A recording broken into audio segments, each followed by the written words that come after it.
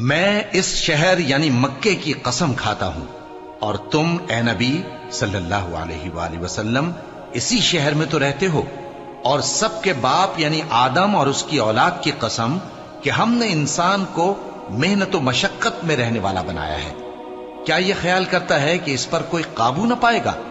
کہتا ہے کہ میں نے بہت سا مال برباد کر دیا، کیا اسے یہ گمان ہے کہ اس کو کسی نے دیکھا نہیں؟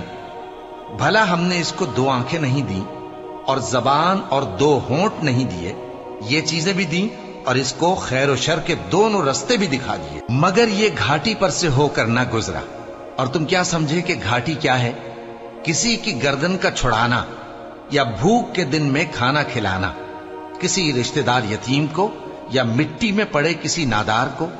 پھر ان لوگوں میں بھی شامل ہوا جو ایمان لائے اور جو صبر کی نصیحت اور ایک دوسرے کو مہربانی کی تلقین کرتے